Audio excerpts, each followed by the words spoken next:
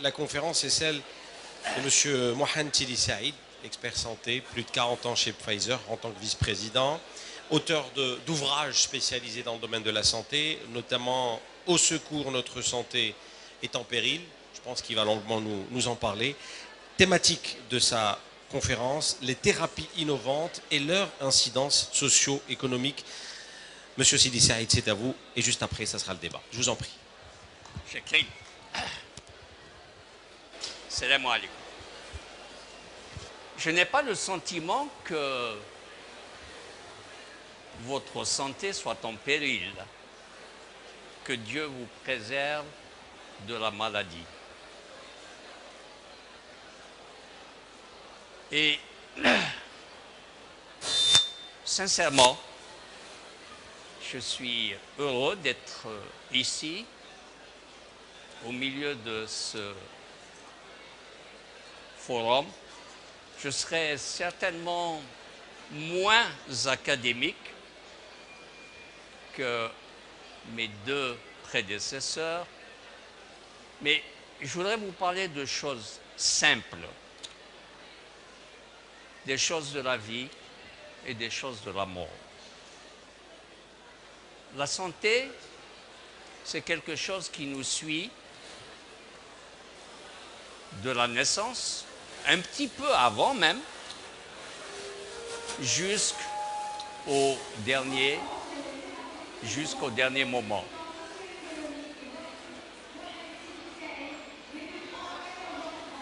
Son impact sur la vie d'une nation est énorme.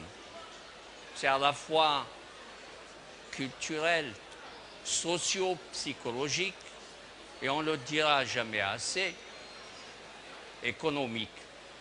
Comment peut-on bâtir une nation, des entreprises, une économie sans une main-d'œuvre de bonne santé? Et j'arrive à un moment assez particulier et je m'en réjouis. Ce pays, mon pays, l'Algérie, va passer d'une phase à une autre, d'un cheminement de gestion à un autre. On va peut-être passer d'une société généreuse, quelquefois même trop généreuse, à une gestion plus restrictive des moyens. J'imagine, je n'ai pas besoin d'élaborer, je veux parler de ce qui se passe au niveau du prix du baril. Et j'ai le sentiment, je le dis comme je l'ai fait hier, nous allons peut-être, à cause de ce changement de gestion, de ressources, de disponibilité des ressources, nous allons peut-être passer par une phase de turbulence. Et je souhaite pour ma part que cette turbulence ne soit pas celle du voyage à Washington DC auprès du Fonds monétaire international, mais une transition plus positive, celle où le pays, avec ses élites, prennent enfin en charge leur destinée et leur avenir. Et je peux vous assurer, je ne suis pas ici pour vous flatter, j'ai dépassé l'âge, que les atouts dont vous disposez, les ressources, je vais quelquefois même dire que les ressources non exploitées aujourd'hui sont peut-être plus importantes que celles que génèrent le pétrole et le gaz. Et vous avez quelque chose d'extraordinaire, ce sont ces ressources humaines. C'est cette jeunesse que je rencontre ici ou ailleurs dans d'autres forums, et cette jeunesse qui a envie. Parce que dans la vie, il faut avoir de l'envie de faire, l'envie de réussir. Et le moment est assez propice puisqu'on rentre dans une phase d'une nouvelle loi, une loi sur la santé. La dernière remonte, je crois, à 1985. N'en faites pas un complexe, les Américains ont essayé, depuis 1945, de réformer le système de santé. Ils ne sont jamais arrivés jusqu'à la loi récente qu'on appelle la loi Obama. Et je vais vous livrer un chiffre. 10 500 pages. Avec le texte de loi et ses annexes. Autant dire que c'est ingérable. Les Français, à l'opposé, font une réforme de la santé. Je crois qu'il y en a eu 12 ou 14 depuis l'institution de la Ve République. Et généralement, les Français font une réforme pour démontrer l'inefficacité de la réforme précédente. Bravo. Alors, qu'est-ce que j'observe? J'ai lu avec beaucoup d'attention la réforme, le projet de réforme qui est en cours. Il y a certainement des choses intéressantes dans cette réforme. Pour la première fois, on parle de la médecine libérale. Et c'est important. C'est un phénomène qui est mondial. Et je ne vois pas pourquoi l'Algérie en échapperait. On parle aussi d'un certain nombre de règles. On réaffirme, et c'est un bonheur, l'universalité de l'accès aux soins. Il y a peut-être un oubli, si tu permets. C'est un des sujets qui me préoccupe et sur lesquels j'interviens assez souvent en France, puisqu'on parle des cancers. C'est le droit à l'oubli. Il faut vous en prémunir dans le cadre de cette loi, parce que on guérit aujourd'hui à peu près 50% des cancers. Un peu plus quand ils sont pris d'une façon plus précoce. Mais une fois guéris, ces patients subissent une double peine. Ils ne peuvent pas trouver un emploi parce qu'ils ont été cancéreux. Ils ne peuvent pas accéder à un prêt pour le logement ou l'éducation de leurs enfants parce que les assureurs, les mutuelles ne veulent pas les prendre en charge. Et c'est peut-être dans la dernière réforme de Mme Touraine en France, s'il y a une solution de bon sens, c'est le droit à l'oubli en faveur des cancers. Je disais donc que la dernière réforme remonte à 1985, un peu plus de 30 ans. Et en 30 ans, il s'est passé beaucoup de choses. On ne soigne plus de la même façon. Et vient s'ajouter un phénomène qui est, à mon sens, nouveau, c'est l'aspect socio-psychologique du malade. Et c'est pourquoi j'applaudis des deux mains quand je vois l'intrusion des pharmaciens, qu'ils soient d'hôpital ou d'officine, dans la gestion, dans le plan cancer de l'Algérie, parce que le cancer n'est pas, j'espère qu'il n'y a pas d'oncologue là, n'est pas seulement l'apanage de l'oncologue, du cancérologue. Je vais plus loin.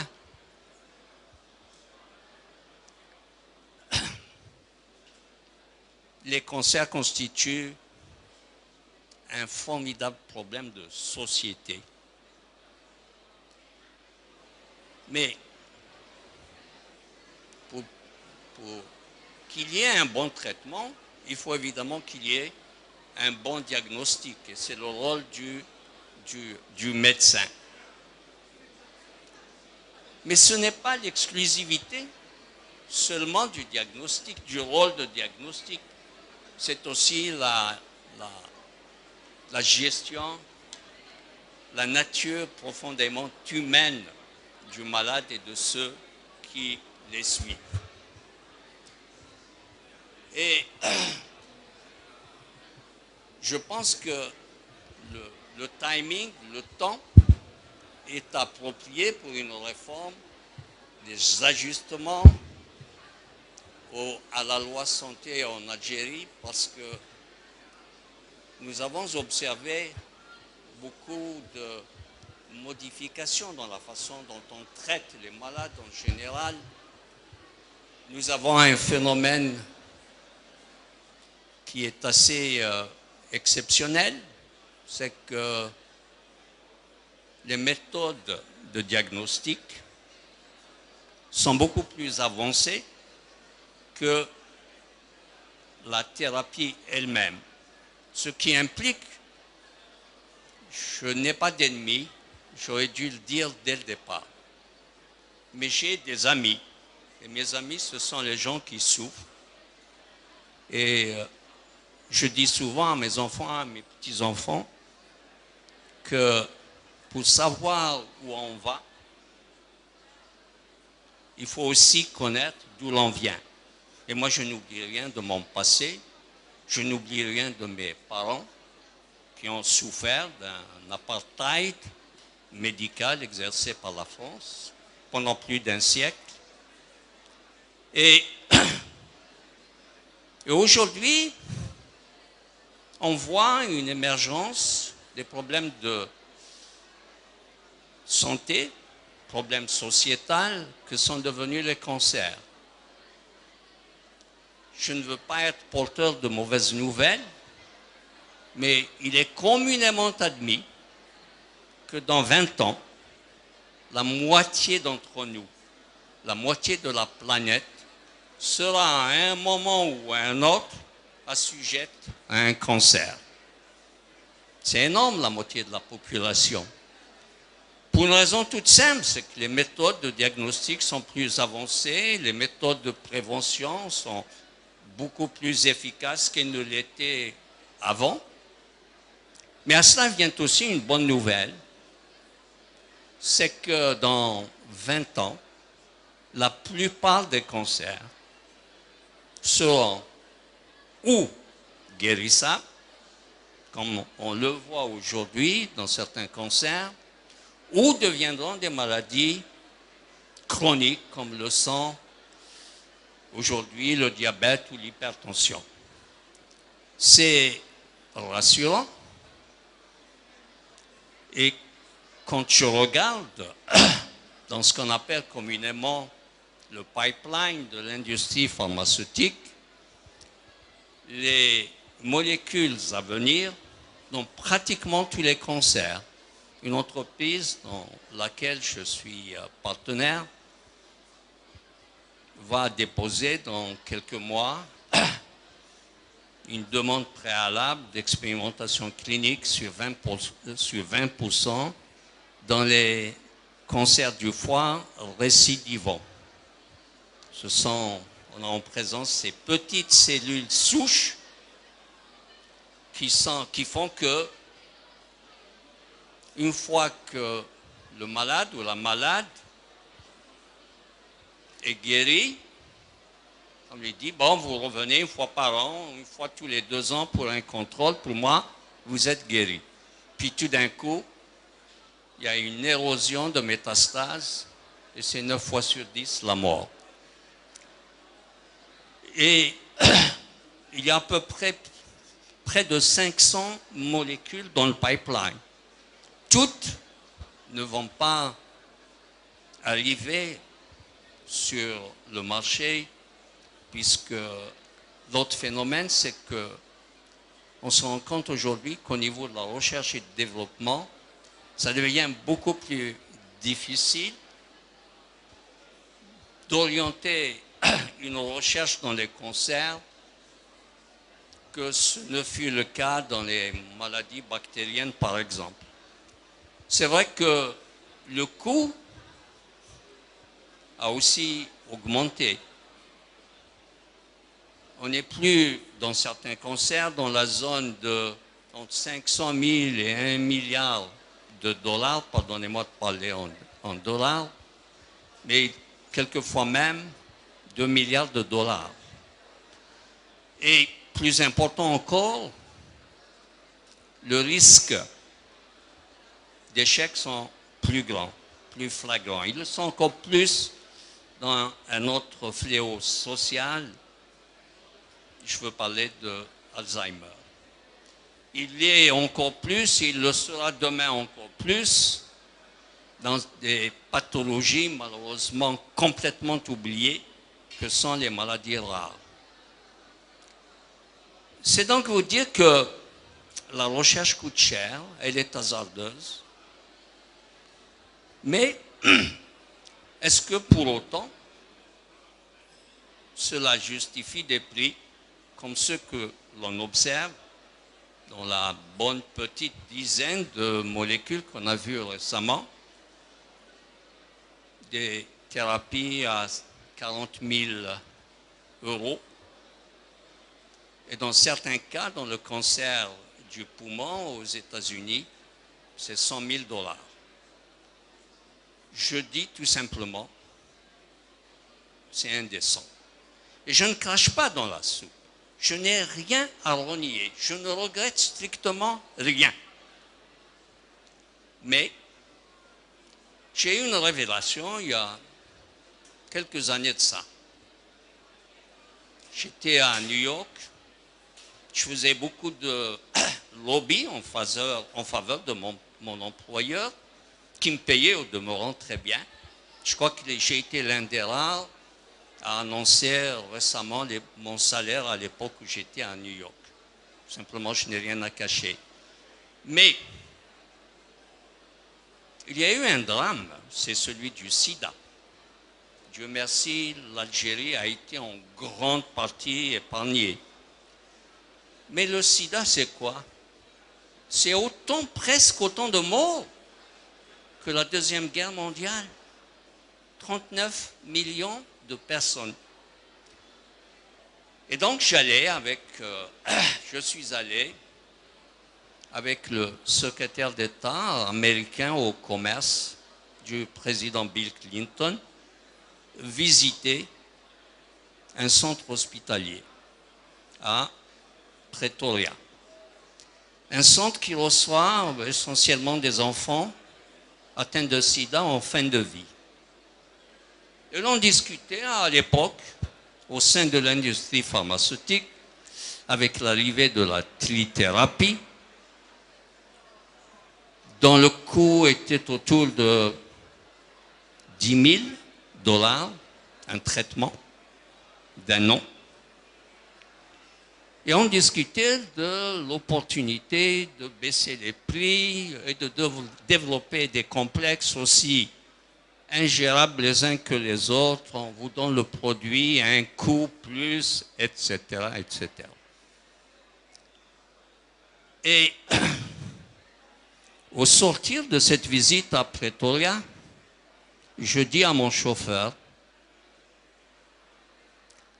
on a vu des malades du sida dans ce centre hospitalo-universitaire, mais il y a d'autres malades. Et le chauffeur me dit, oui, vous voulez aller? Je dis oui. À 30 km de Pretoria, pas plus. Et vous voyez des malades du sida à même le sol, atteints du VIH, sida. Alors, à ces gens-là, faut-il dire, écoutez, le traitement coûte 10 000 dollars, mais pour vous, parce que je suis généreux, même si je dis de temps en temps que l'industrie pharmaceutique manque de générosité, on va vous le faire à 1000 dollars, le traitement d'un an. Ils n'ont pas les 1000 dollars. Vous leur dites, on vous le fait à 1 dollar. Ils n'ont pas le dollar. Vous leur dites, écoutez, nous sommes compatissants, nous allons mettre des produits gratuitement dans un centre de distribution à 10 km de là. Bien, ils n'iront pas Pourquoi? Ces gens-là ont perdu tout espoir de la vie. Et c'est douloureux pour un patient, pour un malade, de perdre l'espoir de guérir. J'ai été sorti de là assez meurtri. Et une des premières décisions, ça a été de me désolidariser publiquement de l'industrie pharmaceutique dans un procès qui était intenté à la Cour suprême contre le gouvernement sud-africain. Et de là, j'avais développé, avec un peu de réflexion, peut-être un peu plus de cœur, peut-être aussi en hommage à mes parents, qui sont morts très jeunes et qui n'ont pas eu droit aux soins auxquels ils avaient droit.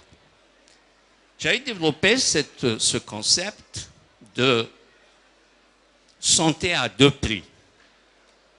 Parce que c'est un dilemme là, assez embarrassant, c'est un problème assez réel. Je le dis, ceux qui génèrent de nouvelles molécules, ce sont les grands labos. Pour différentes raisons. Ils ont la culture, ils ont l'expérience, ils ont les compétences, et en plus, ce sont des gens fous. Ils ont le goût du risque. Bon, alors, tout est réuni pour qu'ils découvrent de nouvelles molécules. Et est-ce que pour autant, on va dire à un patient, parce que vous n'avez pas les 10 000 $ ou les 1 000 $, vous allez mourir du sida? C'est indécent, c'est immoral, c'est amoral, ce n'est pas tolérable. Où est la responsabilité sociale de l'entreprise? L'entreprise n'est pas sur une île déserte. Il n'y a pas de business s'il n'y a pas de stabilité dans un pays. Vous en savez peut-être quelque chose pendant les 10 années de décennie noire. Alors je dis un peu de calme. Et 30 ans ont passé, un peu plus. Est-ce que les mêmes causes produisent les mêmes effets? Est-ce que l'histoire est un éternel recommencement? Il y a de nouvelles thérapies dans les cancers. Pas assez, malheureusement. Et pas assez de fabricants, malheureusement. Et vous savez pourquoi? Je le dis sans honte. Pendant assez longtemps, l'industrie pharmaceutique n'a pas voulu s'engager dans la recherche en oncologie, considérés à l'époque comme des produits de niche, sans grand intérêt. De la même façon qu'elle s'était désengagée, pour des raisons purement politiques, de la recherche dans le sida. Alors, je dis, et je n'ai pas de scrupules, et je n'ai pas de complexe vis-à-vis de quiconque, l'industrie pharmaceutique, c'est un lieu commun et puissante. Je l'ai fait, je sais de quoi je parle. Ils vont au Congrès américain et ils obtiennent généralement ce qu'ils veulent. Alors, est-ce qu'il faut pour autant baisser les bras? Non. J'en appelle à la société civile, à des associations de malades, pour que eux aussi forment un front, non pas un front du refus. Il ne s'agit pas de stigmatiser qui que ce soit, ni même de dénuer le côté bienfaiteur des chercheurs, et j'en connais quelques-uns qui travaillent dans l'ombre.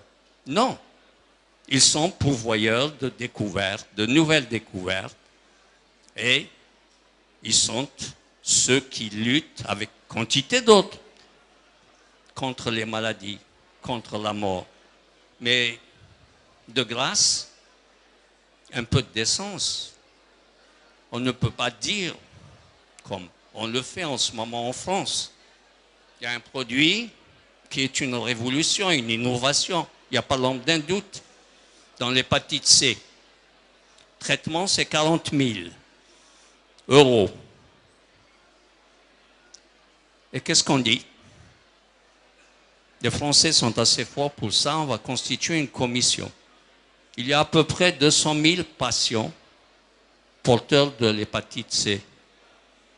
On les convoque, on fait un certain nombre d'examens radiologiques ou biologiques, et puis on dit, vous savez, le traitement coûte cher, très cher, et votre foie n'est pas suffisamment atteint. Vous reviendrez dans 1 an.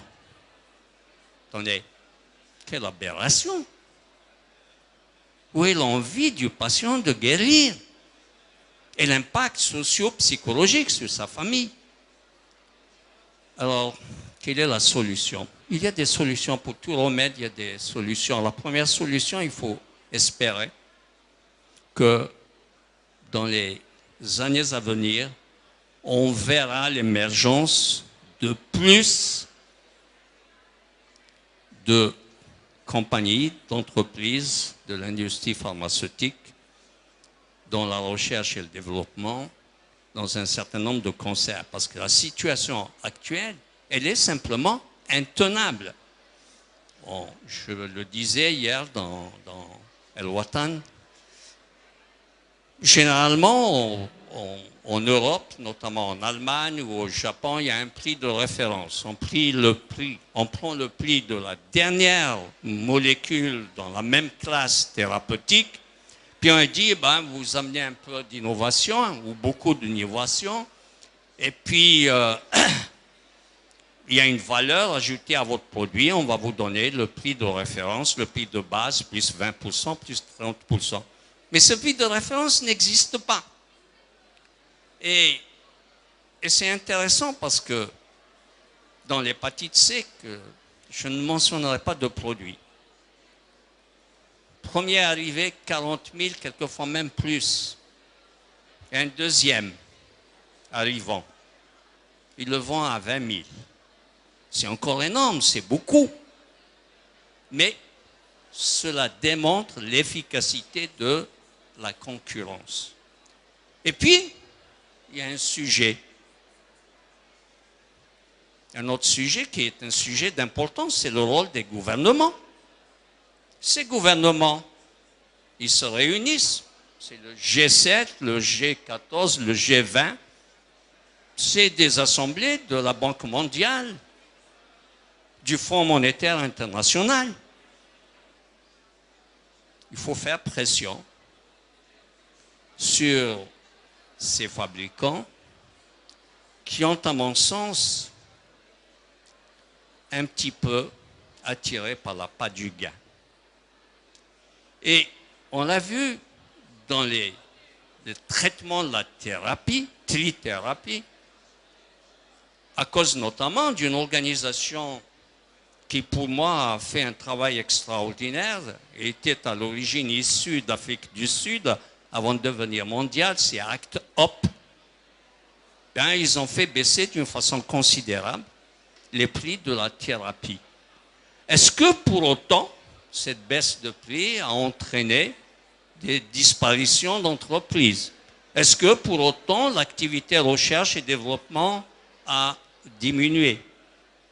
Non, pas du tout. Et c'est un rapport de force, c'est un rapport d'équilibre. C'est un peu le prix que l'on paye à la mondialisation. Elle a d'autres avantages. C'est la loi. Une loi pour moi scélérate de l'offre et la demande. Aujourd'hui, nous avons une situation particulière où on a une demande nombreuse, énorme, et puis un seul fournisseur. Il faut espérer que dans les années à venir, cette situation change.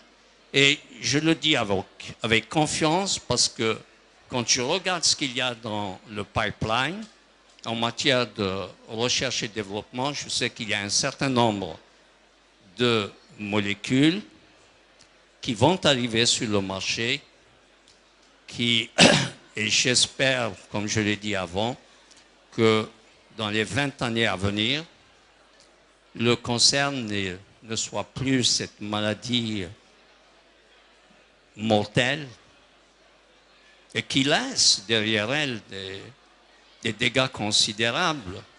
Rien n'est irremplaçable que la perte d'un être cher, d'un père, d'une mère, d'un frère, d'un cousin, d'un voisin, d'un ami, que sais-je. Et pour cela, il faut en être conscient, il faut se battre. Je dirais un mot, pas plus, de la santé de demain. Je sais que votre projet, notre projet de la réforme de la santé l'évoque. C'est de vous rappeler à monsieur Hippocrate. Il y a 500 ans, il disait que votre remède soit ce que vous avez dans votre assiette. Il y a une étude, il y en aura d'autres, qui apportent aujourd'hui la preuve que si l'on gère le stress, que si l'on gère le phénomène de la sédentarité, de l'obésité, et si on a un bon programme de prévention, on peut guérir 50% des cancers. J'ai été il n'y a pas très longtemps à Atlanta, en Floride. Un ami voulait me montrer un centre de chirurgie qui fait de la chirurgie des vertèbres et qui fait maintenant depuis peu de temps des greffes des vertèbres. Nous arrivons devant le centre, il me dit, tu vois, ce centre, il traite à peu près 150 cas chaque jour. Je dis, mais excusez-moi, c'est petit, tout petit. Il me dit, oui, c'est petit, mais tu sais pourquoi? Je dis, non. Il ne garde pas les patients. Le patient rentre à 7h30 le matin, il est pris en charge dans un labo.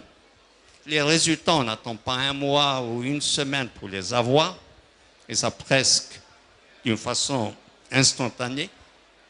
À 13h, il monte au bloc opératoire.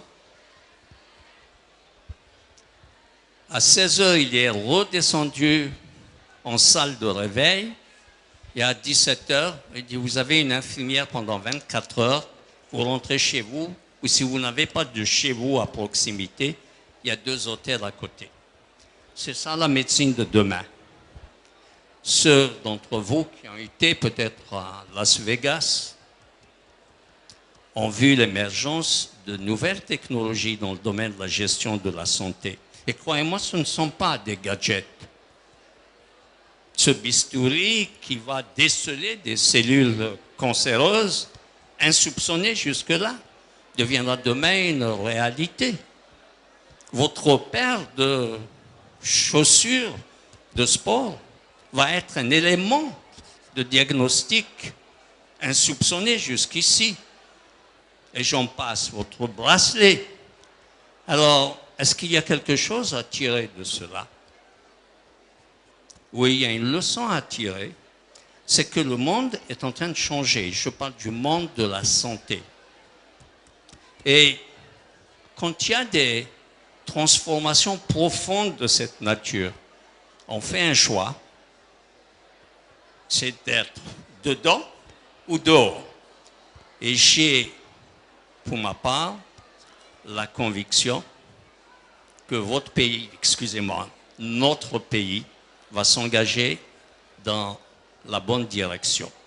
Que Dieu vous préserve des malheurs de la maladie. Salam alaikum.